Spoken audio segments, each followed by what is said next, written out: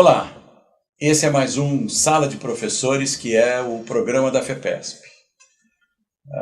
Agradecemos muito a sua atenção, o seu prestígio, e estamos à sua disposição para as críticas, sugestões, elogios também, né? Lógico. fepesp.org.br, e obrigado pela sua participação e pela sua presença. Hoje nós temos aqui um programa da maior importância no cenário político-econômico atual. Hoje nós vamos falar sobre a educação. E temos a honra e a alegria de recebermos a Francisca Pereira, que é secretária de Assuntos Educacionais e Culturais da POESP. Ela é secretária de Saúde dos Trabalhadores em Educação da CNTE. CNTE é a Confederação dos Trabalhadores em Educação, e é diretora da CTB, que é a Central dos Trabalhadores e das Trabalhadoras do Brasil. Olá, Francisca, tudo bem? Boa tarde, tudo bem. Obrigado pela sua presença, Francisca. Eu que agradeço o convite para participar desse programa tão importante, né, para fazer esse debate tão importante que é a questão da educação. Obrigado, Francisca. E também está aqui minha grande amiga, eu ia dizer velha companheira, mas é minha grande amiga de muito tempo, a professora Conceição Fornassari, que é diretora da Diretoria de Educação aqui da FEPESP. Ela é secretária-geral do Simpro Campinas, recém-reeleita para mais um mandato, e é também coordenadora da Comissão de Sistematização do Fórum Estadual de Educação. Olá, Conce, tudo bem? Tudo bem, boa tarde. Agora melhor ainda, podendo, junto com amigos, debater educação. Que bom. Então, Conce, eu vou pegar por aí, já que você colocou essa questão, e vou abordar esse tema com você. Como é que você vê o momento atual da educação no país, nessa conjuntura complicada, nesse governo que deu um golpe e que assumiu sem voto algum e está no nível de popularidade o mais baixo do mundo inteiro? Se a gente computar a margem de erro, o Temer está devendo popularidade, né? Ele está com 3, a margem de erro é 4, pode ser que ele esteja com menos 1, né? Então ele está devendo popularidade ainda. Como é que você analisa a educação nesta conjuntura e ainda mais com a famosa PEC dos gastos, que se transformou agora em emenda constitucional que praticamente reduz toda a possibilidade de investimento do país na educação? Tem que ficar claro para todos nós que a educação ela não está desvinculada do projeto do país. Se os golpistas assumiram o país, né, fizeram impeachment de uma presidenta eleita sem nenhum crime, eles tinham também um projeto ultraliberal para a educação. Então, o que nós estamos vendo na educação nesse momento no país é exatamente tudo aquilo que nós assistimos com o que está acontecendo com a reforma trabalhista, com a doação, praticamente a doação de toda a riqueza nacional, do patrimônio nacional, da riqueza natural do país. Então, a destruição da educação pública, a falência das nossas universidades públicas, entre outras medidas, reforma do ensino médio, a desprofissionalização dos professores e por aí afora, são frutos exatamente deste golpe de um projeto de país sem soberania nacional, sem pesquisa, sem ciência e com uma educação só para a elite e não para o povo. Francisca, como você vê a importância da educação na questão dos trabalhadores? Faz aí um elo entre os trabalhadores e a educação. A educação é um pilar fundamental em qualquer projeto nacional de desenvolvimento. Ocorre que, como a Conceição já introduziu aqui, nós temos uma elite entreguista, não tem o menor apreço pela questão da nossa soberania, né? A entrega do pré-sal, né, das riquezas do pré-sal, né, uma descoberta tão importante, né, com toda a luta que nós travamos, para que parte do Fundo Social do pré-sal fosse investido, né, em saúde, em educação, né, quer dizer, eles entram e destroem tudo, né, como você falou da PEC 95, né, que limita os gastos públicos Quer dizer, um verdadeiro crime contra a nação. É um verdadeiro crime. E aqui em São Paulo nós já temos também, porque nós chamamos sempre essa PEC 95 da PEC da morte. Mas aqui na Assembleia Legislativa de São Paulo tem o PL da morte também, que é o PL 920 de 2017, que reproduz a PEC 95 no estado de São Paulo. É importante frisar essa questão, porque São Paulo é o estado mais rico da federação. Na verdade, todos esses ataques que nós vivemos hoje, é como se nós entrássemos num túnel do tempo e saíssemos lá em 1990, no governo Fernando Henrique Cardoso. Quer dizer, os golpistas sequer se deram ao trabalho de pensar nesse projeto de desmonte que a gente vivencia nesse momento. Porque tudo estava pronto. Lá do governo FHC, essa reforma do ensino médio foi proposta aqui em São Paulo, quando a Rose Neubauer foi secretária de Educação. Até os financiadores são os mesmos. O MEC acabou de firmar um convênio com o Banco Mundial e com o BIRD para financiar essa reforma do ensino médio, que uma das questões fundamentais, uma das exigências, é o programa Ensino Integral. E nós somos favoráveis à escola em ensino integral, mas, infelizmente, os golpistas de São Paulo e do Brasil pegaram essa bandeira importante do movimento social avançado no Brasil, destruíram e apresentaram para a população. Quer dizer, essa não é... Outra roupagem. Com a mesma roupagem, com outro conteúdo e um outro significado.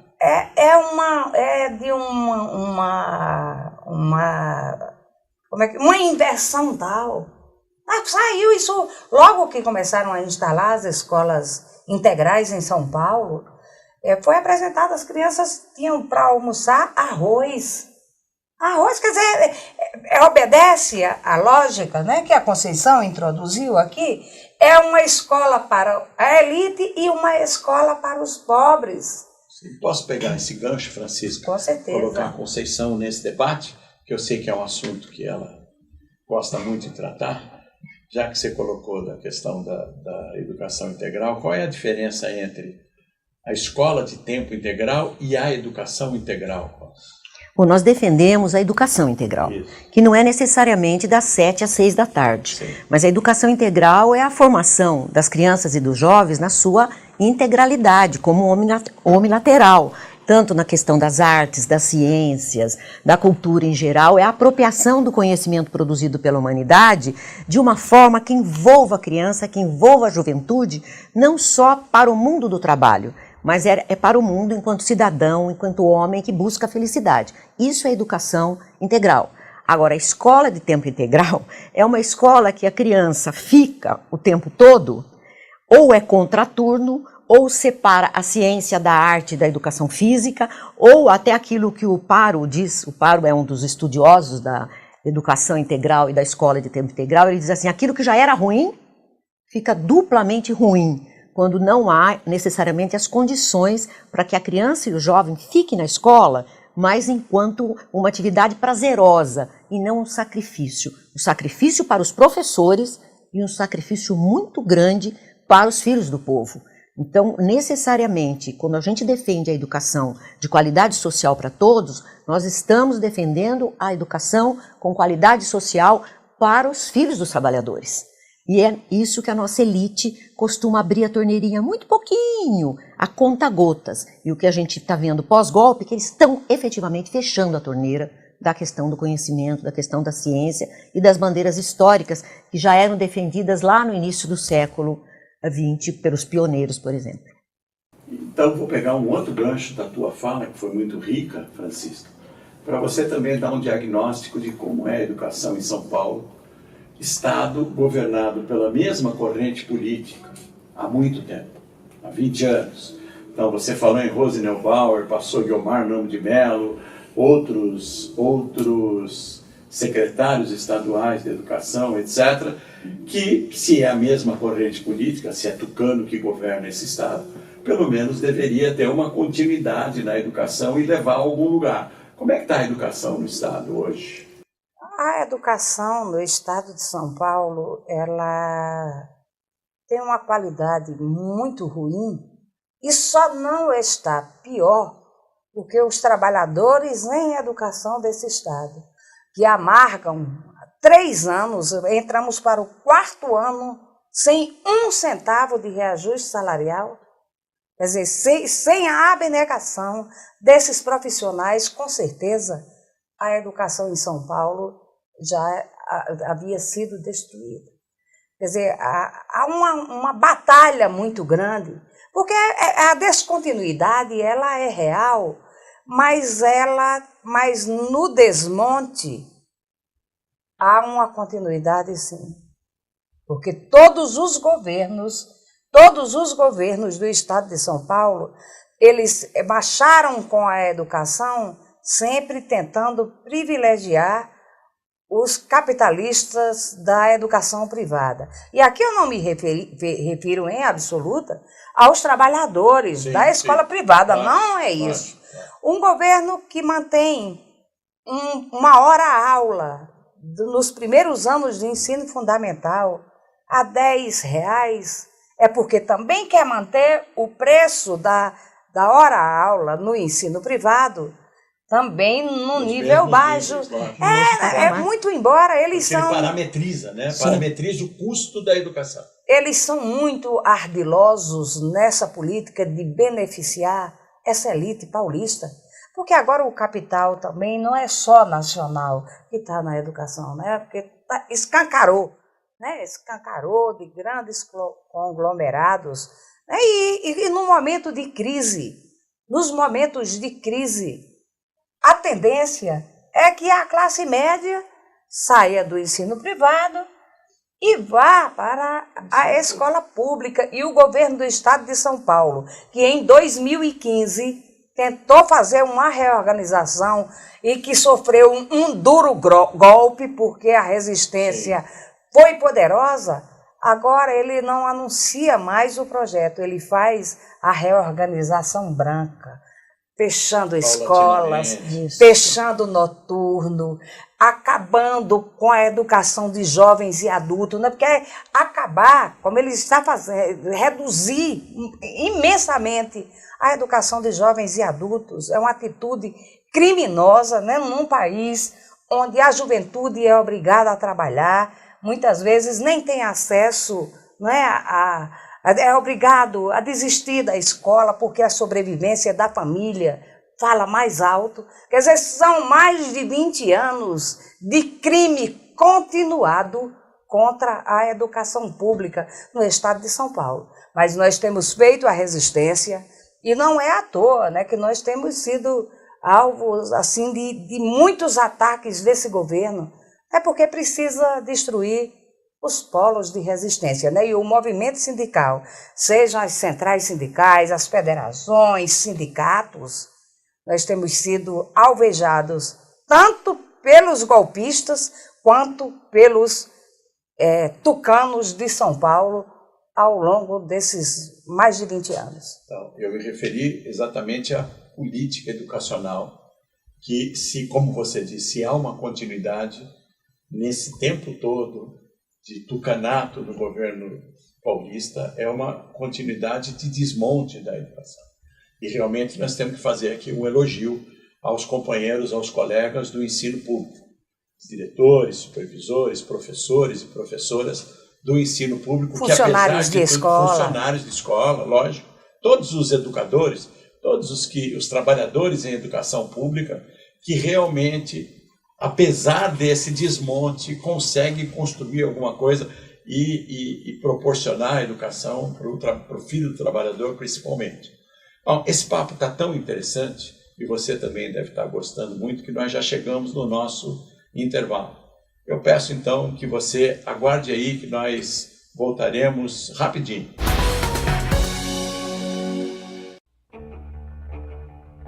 O governo sem votos quer te vender barato. Inventou a reforma trabalhista para atacar o seu emprego, a sua organização sindical. vai deixar por isso mesmo? Nós vamos resistir aos ataques da reforma trabalhista. Qualquer pressão, qualquer tentativa de acordo individual, denuncie imediatamente ao seu sindicato.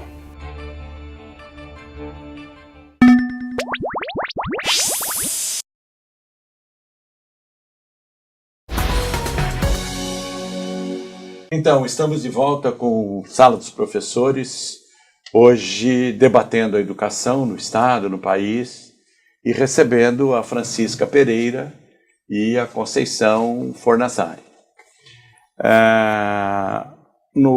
Neste bloco, eu quero tratar um pouco da educação, dos movimentos atuais da educação aqui no país, no Estado, etc. Uma das características do governo Lula foi, na minha opinião, foi a concepção das conferências como forma de indicar as políticas que o governo deveria adotar, e é uma forma de participação muito grande, etc., para a discussão dessas políticas. No caso da educação, as conferências nacionais, municipais, estaduais de educação deram a tônica. Inclusive em relação ao Plano Nacional de Educação, etc. Muito bem, Conceição, como é que estão agora os preparativos para a próxima Conferência Nacional de Educação? Antes de falar, detalhadamente sobre os preparativos, nós vamos fazer uma introdução, principalmente em relação ao que houve com o Fórum Nacional de Educação. O Fórum Nacional de Educação é uma entidade, podemos dizer assim, de cunho oficial, porque ela tem base na lei, de junho de 2015, e foi completamente desmontado porque o governo Temer expulsou as entidades que se opunham às políticas educacionais e mais gerais desse governo. Então, o que aconteceu? O Fórum Nacional de Educação se esvaziou e essas entidades formaram o Fórum Nacional Popular de Educação. Então nós temos, de um lado, a CONAI Nacional Institucional, que não estamos vendo nenhum movimento para ela acontecer, e por outro lado, o Fórum Nacional Popular de Educação criou a CONAP, Conferência Nacional Popular de Educação. Inclusive a federação, a FEPESP, esteve presente no lançamento da CONAP. Isso é importante dizer que a FEPESP, no seu último congresso, inclusive, tirou um plano de lutas que é exatamente a federação se envolver ainda mais com as questões de educação. Então, nós fomos no lançamento da CONAP, melhor dizendo, e estamos no Fórum Estadual de Educação. A CONAP vai se realizar em Belo Horizonte, final de abril, e a CONAP estadual acontecerá no meio do mês de março, nos dias 9, 10 e 11 de março, na Universidade, na Uninove, aqui em São Paulo. O Fórum Estadual de Educação, aqui do Estado, está se debruçando sobre a organização da CONAI estadual. Tivemos uma série de debates, CONAI, CONAP, CONAP, CONAI, e chegamos à conclusão hoje que é CONAI, por causa de seu nome histórico, mas nós vamos seguir toda a orientação da CONAP. Ou seja, estamos de acordo com os movimentos sociais, com os movimentos sindicais, com os movimentos acadêmicos nacionais que criam essa possibilidade. E estamos indicando que todos os municípios, ou pelo menos as regiões, façam as suas CONAIs, CONAPs regionais ou municipais. Nós já tivemos alguns e já temos marcado e agendado outros. E o prazo para finalizar essa etapa municipal ou regional ou intermunicipal, vai até a primeira semana de dezembro, para que nós possamos dar conta de sistematizar tudo o que vem dessas conferências para apresentar na conferência estadual. Então, a coisa mais importante desse movimento não é a realização mas é a mobilização de amplos setores, de amplos segmentos, de toda a sociedade civil, dos pais, dos alunos, dos trabalhadores, das centrais sindicais, dos sindicatos, das federações, na discussão e no debate da educação, baseando-se nos outros eixos, nos 8 eixos da CONAI e outras temáticas que nos são muito caras. Por exemplo, a regulamentação da educação privada, por exemplo, a reforma da Previdência e o que vai fazer com os trabalhadores da educação. Então, isso tudo está sendo montado e nós esperamos a participação muito grande dos sindicatos integrantes da federação, dos pais, dos trabalhadores em geral da educação pública e privada, da juventude, dos estudantes e demais segmentos do Estado de São Paulo, para que a gente possa efetivamente debater de uma maneira mais democrática e levar para a CONAP, né, que é a Conferência Nacional, em abril, os anseios, as saídas, as avaliações e as possibilidades de resistir e alterar esse quadro na educação do país. E dessa grande e abrangente explicação que a Conceição colocou agora sobre o funcionamento das CONAPs, que são as Conferências Nacionais Populares da Educação, Francisca, como depois as conclusões a que se chegarem na CONAP nacional, na CONAP em Belo Horizonte, serão levadas a efeito? De que maneira isso poderá ser implementado em termos de uma interferência no projeto, se é que existe projeto, de educação desse país, com um ministro da educação chamado Mendonça Filho, do governo entreguista como Temer, etc. Na verdade, essa questão, né, da CONAI, CONAP, por isso que é CONAI/CONAP, porque em alguns estados brasileiros será possível realizar uma CONAI, o estado do Maranhão, por exemplo. Aqui em São Paulo, o fórum tem sido, quem tem dado a tônica no fórum, tem sido os movimentos sociais. Quer dizer, a participação na CONAI, se ela ocorrer, né, porque a gente não está vendo nenhum movimento, o ministro da Educação disse que não vai financiar conferência nenhuma, né? A gente não está vendo esse movimento, mas onde ocorrer, nós devemos, se ocorrer CONAI e CONAP, nós devemos participar dos dois fóruns, porque é o seguinte, na CONAI a gente denuncia o desmonte da educação, porque inclusive esse governo golpista, o Mendonça, o secretário, o ministro, né? Mendonça Filho da Educação, o ministro da Educação, ao tomar essa decisão, com a emenda constitucional 95, quer dizer, põe em risco as metas do PNE, né? Porque o Plano Nacional de Educação, muito embora não tenha respeitado todas as deliberações das conferências, mas uma parte desse debate, dessas deliberações, foi contemplada no Plano Nacional de Educação. E as metas do Plano Nacional de Educação estão em risco, porque não há como debater implementação de meta do Plano Nacional de Educação com uma emenda constitucional 95 que congela por 20 anos os gastos. Quer dizer, mas é um espaço importante de debate e de enfrentamento. E de denúncia, né? De enfrentamento, denúncia. É uma forma, a realização da CONAP é uma forma de demonstrar que a sociedade organizada tem projeto para a educação e fazer o contraponto com o golpista. Porque a luta, ela se dá no campo econômico, no campo político e principalmente no campo das ideias. E no campo das ideias, a vida também não tem estado fácil. Porque a questão da escola sem partido, por exemplo, quer dizer, um movimento que ganha força, né? Porque esse movimento do golpe, ele torna a vida dos trabalhadores e das trabalhadoras mais difícil, porque os ratos saíram do esgoto. Há uns anos atrás, os direitosos de plantão, eles se envergonhavam de dizer que eram de direita. Hoje eles dizem alto e bom som, eles são racistas, homofóbicos, machistas. Quer dizer, e eles batem no peito e se orgulham de dizerem que são o que são. E constroem e criam, né? Desse movimento todo, sai um MBL da vida, né? Que vem para fazer a disputa das ideias. Mas nós sabemos exatamente, não é o primeiro retrocesso que nós vivemos.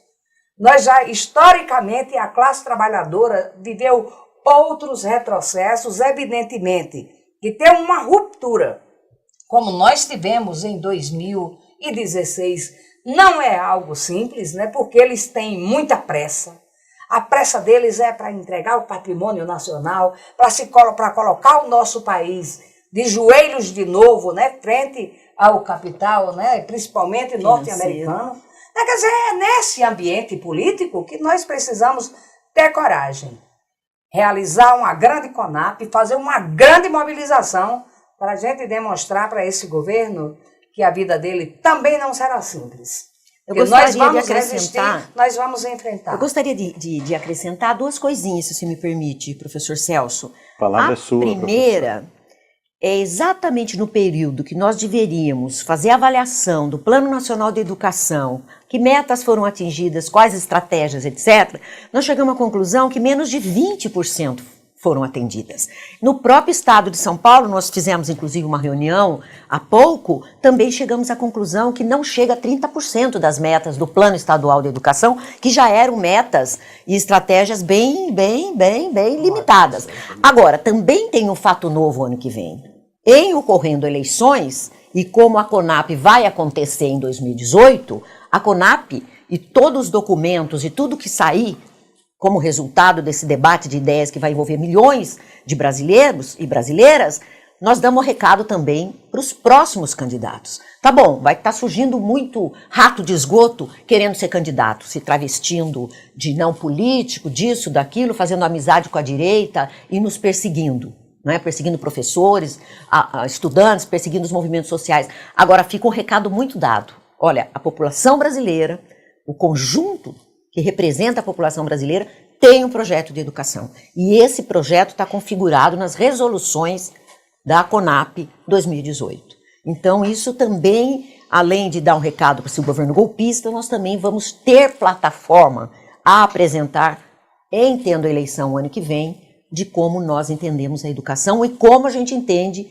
a educação, a importância dela para os trabalhadores e para o desenvolvimento autônomo e soberano do país. É muito interessante essas colocações que vocês fizeram, interessante e ao mesmo tempo trágico, né? Principalmente que a Francisca falou em termos de sofreguidão desse povo que tomou o poder em destruir tudo que foi feito nos últimos anos, destruir todos os símbolos. Não é demais dizer, já que a gente está no programa de educação, que até o símbolo da educação nacional, reconhecido no mundo inteiro, que é o Paulo Freire, então, estão tentando destruir. Estão tentando colocar um projeto de lei onde tira do Paulo Freire a figura de patrono da educação do país, que é uma pessoa mundialmente reconhecida, com um trabalho acadêmico espantoso. Então, realmente, a rapidez com que eles estão fazendo, com que esse pessoal, essa turma que saiu do esgoto, que se levantou e que é uma direita desavergonhada, completamente desprovida de todos os valores e de todas as questões sociais, a pressa com que estão tendo de entregar o país, todas as suas riquezas e todas as conquistas que foram levadas a efeito nos últimos anos, é de assustar. Todas as medidas. A última agora ressuscitando o trabalho escravo no país. Praticamente revogando a Lei Áurea. Isso é uma vergonha para o mundo inteiro. E é importante que isso seja dito. Neste programa que hoje a gente discutiu a educação e com a alegria e o prazer de recebermos aqui a Francisca Pereira e a professora Conceição Fornazari. Muito obrigado. Continue a nos prestigiar. Critique, sugira, opine, fepesp.org.br e até o próximo Sala dos Professores. Obrigado.